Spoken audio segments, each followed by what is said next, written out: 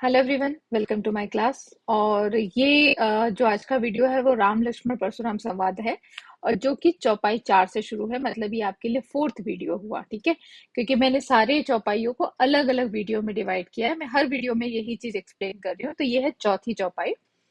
क्या है चौथी चौपाई? तो जब लक्ष्मण जी परशुराम जी का बहुत अधिक मजाक उड़ा देते हैं, बहुत अधिक उनको बोलते हैं ना कि कहते हैं कि आप ज्ञानी हो, सब कुछ हो, उसके बाद भी आप इस तरीके का बर्ताव कर रहे हो। तो परशुराम जी बोलते हैं ना कि उनके जो गुरु रहते हैं विश्वामित्र, उनसे कहते हैं कि आप इस बालक को शांत करो। ये बालक क्या है? तो अज्ञानी है। ये इसको कोई भी ज्ञान नहीं है। तो ये वाला जो चौपाई है वो इसके ऊपर है। कौशिक सुनो मत देहु बालकु कुटिल काल बस निज कुल घालकु मनु भानुबास राकेश कलंकु निपट निरकुसु अबुधु असंकु काल कबलु होई न छन माही कहु पुकारी मुखोरी मोहि नाही तुम हट कहु जो चारहु उबारा कही प्रताप बलु रोष हमारा लखन कहियो मुनि सुजासु तुम्हारा तुम ही अछत हो बैरन पारा अपने मुँह तुम आपन ही करनी बार अनेक भांति बहु बरनी नहीं संतोषु ता पुनि कहु कहुओ जानी रिस रोखी दुर्सह दुख सहोसो वीरवती तुम ही धीर अबोछा अछोबा। ओके, अछोभा गारी देत न पाऊ शोभा दोहा सुर समर करनी करही करही न जानवी अपू विद्यमान रन पाही पर रिपु कायर कथित प्रतापु। क्या है यहाँ पर?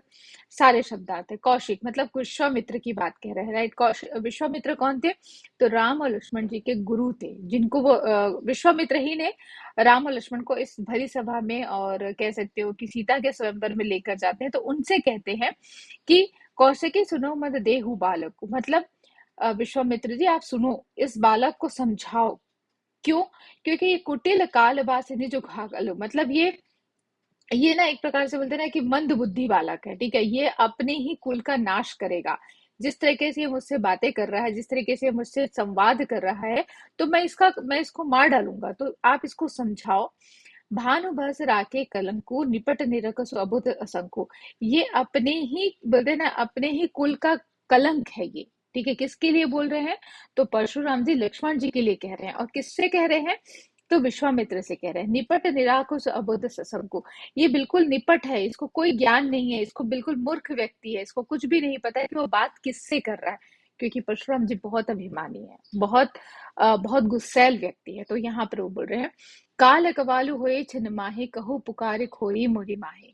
मतलब कल के दिन, ये अभी मतलब जो लक्ष्मण जी के लिए कहते हैं, ये काल के वश में बैठा है, ये कभी भी मर सकता है, और उसके बाद ये इस तरीके की बातें कर रहा है। तुम्हें हटकहु जो चहु उबारा कही प्रताप बरु रोष हमारा। कल के दिन अगर इसको कुछ हो जाएगा तो तुम मुझे दोष मत देना, ये इसका ही कर्म है जिसके कारण ये बोलते हैं ना कि मारा जाएगा मेरे हाथों से, या ये मंद बुद्धि बालक है, इसको समझाओ। लखन कहे पुनि सुजसु तुम्हारा तुम ही अच्छत हो बैरन पारा अपने मुंह तुम अपनी करनी बार अनेक भांति बहु बरनी। अब लक्ष्मण जी कहते हैं कि आप मुनि हो, ओके, आप महान हो, आप सब कुछ अच्छा, तो आप अपने मुंह से ही अपनी करनी क्यों नहीं बता देते हो? आप क्यों इस तरीके से बोलते हैं ना कि बार बार गुस्सैल हो जा रहे हो, बार बार आप इस तरीके से बातें करो। अगर आप पे कोई खासियत है, आप बहुत अच्छे हो, तो आप अपनी बात क्यों नहीं कहते? अपने मुंह तुम अपनी करनी, आप अपने मुंह से अपनी करनी बताओ ना कि आप क्या हो, आप कैसे हो। बार अनेक भातु बहु बरनी, बार बार अनेक बार बोलते हैं ना कि भांति भांति की बातें बनाने से अच्छा है कि आप अपनी करनी बताओ। नहीं संतोषुता पुनि कछु कहुओ जानी रीस रोकी सुहस दुख कर सहुओ। मतलब आपको इतना अपने आप में घमंड है, जो अगर आपको इतना संतोष नहीं प्राप्त हो रहा है, तो आप क्यों नहीं कर लेते हो? अपने दुख की बात क्यों नहीं बता सकते हो? वीरवती तुम्हें झिर अछोभा घारी देत न पाहु शोभा। दूसरों को गाली देने से, या दूसरों को अपशब्द कहने से, या दूसरों को गलत बात कहने से आपको शोभा प्राप्त नहीं होती। क्यों? क्योंकि आप वीर हो। जो लोग वीर होते हैं, जो ज्ञानी होते हैं, वो दूसरों को गाली नहीं देते, वो दूसरों को अपशब्द नहीं कहते, वो दूसरों को गलत बातें नहीं कहते हैं। सुर समर करनी करही कहीं न जवाही आपू विद्यवान रन पाई रिपु कायल कथे प्रतापु। जो सूरमा होते हैं, बोलते हैं कि जो ज्ञानी होते हैं, जो सूर समर का अर्थ क्या होता है? एक प्रकार से बोलते हैं ना कि जो शक्तिशाली होते हैं, जो जो सूरमा होते हैं, वो अपनी करनी अपनी जबानी बताते हैं, अपने कर्मों से बताते हैं। आप युद्ध करो, हम उसका देखेंगे। विद्यमान रने पहिरिपु कायर कथा पिपटपु प्रतापु। जो लोग अपनी सिर्फ बातों पे ही उलझे रहते हैं या अपनी बातों से ही बखान करते रहते हैं, वो कायर के समान है। तो यहाँ पर परशुराम जी पहले विश्वामित्र से कहते हैं कि यह बालक, जो कि बोलते हैं ना कि मंद बुद्धि है, इसको समझ नहीं आ रहा है किस तरीके की बातें कर रहा है, इसको समझाओ, नहीं तो मैं इसे मार डालूंगा। ठीक है, ये अपने ही बोलते हैं ना कि कुल का कलंक है, ये इसको शांत कराओ। तो लखन जी कहते हैं कि अगर आप इतने ज्ञानी हो, आप इतने महान हो, तो आप अपने मुंह से अपनी करनी क्यों नहीं बताते हो कि आपने क्या क्या कार्य किया है। क्यों आप दूसरे को बोलते हैं ना कि समझाने की या सुधारने की बातें कर रहे हो इस तरीके से। ये सारे, तो ये सारे शब्दार्थ है यहाँ पर। ठीक है, प्रसंग। इन चौपाइयों में लक्ष्मण जी की व्यंग्य भरी बातों को सुनकर परशुराम जी विश्वामित्र जी को उन्हें समझाने को कहते हैं, और साथ ही साथ यह भी कहते हैं कि अगर लक्ष्मण जी चुप नहीं हुए तो परिणाम का दोष उन्हें न दिया जाए। परंतु लक्ष्मण जी इसके बावजूद भी परशुराम जी का व्यंग्य कसते हैं। मतलब व्यंग्य कब कसते हैं, जब वहां पे लिखा है ना, कहत लक्ष्मण, तो मतलब लक्ष्मण जी कहते हैं कि आप अपनी जुबानी बताइए ना कि आप क्या हो, आप क्यों इतना बोलते हैं कि गुस्सा कर रहे हो। अर्थ। हे विश्वामित्र सुनो, ये बालक बड़ा कुबुद्धि और कुटिल है।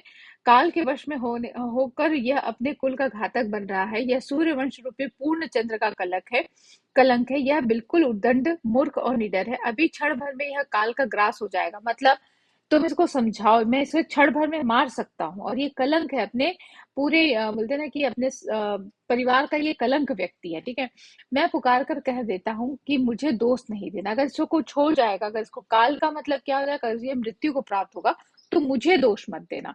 यदि तुम इसे बचाना चाहते हो, तो हमारा प्रताप, बल और क्रोध बतलाकर इसे मना करो। मतलब अगर तुम इसे बचाना चाहते हो, तो तुम इसे बताओ कि मैं क्या हूँ। ये सारी चीजें कौन कह रहे हैं, तो परशुराम जी कह रहे हैं। किससे कह रहे हैं, तो विश्वामित्र से कह रहे हैं। ठीक है, तब लक्ष्मण जी कहते हैं, लक्ष्मण जी ने कहा, हे मुनि, आपका सुएस आपके रहते दूसरा कौन वर्णन कर सकता है। आपने अपने ही मुंह से अपनी करनी अनेकों बार बहुत प्रकार से वर्णन की है, इतने पर भी संतोष न हुआ तो फिर कुछ कह डालिए। मतलब क्यों विश्वामित्र को आप बीच में ला रहे हो, आपको जो कहना है आप कहिए। वैसे भी आपने बहुत ज्यादा वर्णन कर दिया है, लेकिन अगर अभी भी आपको संतोष प्राप्त नहीं है, मतलब अभी भी आपको लग रहा है कि अभी आपको और भी बहुत कुछ कहना है, तो वह भी कह डालिए। क्रोध रोग का असहाय दुख मत सहिए, अपना क्रोध को रोकिए मत। जो भी अंदर है आपके, वो उसको निकाल दीजिए। आप वीरता का व्रत धारण करने वाले, धैर्यवान, क्षोभ रहित, गाली देते शोभा नहीं पाते, सूरवीर तो युद्ध में सूरवीरता का प्रदर्शन कहते हैं, कहकर अपने को नहीं जानते, शत्रु को युद्ध में उपस्थित पाकर कायर ही अपने प्रताप की डींग मारा करते हैं। मतलब आप जब शूरवीर हैं, जब आपके में बहुत ताकत है, आप बहुत वीर हो, तो आप लड़ो।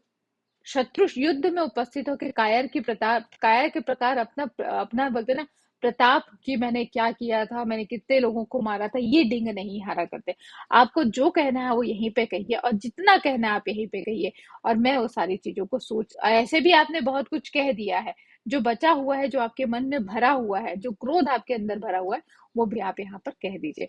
तो इस तरीके से ये चौपाई 4 खत्म होती है। ठीक है, और I hope you all understand. Thank you so much.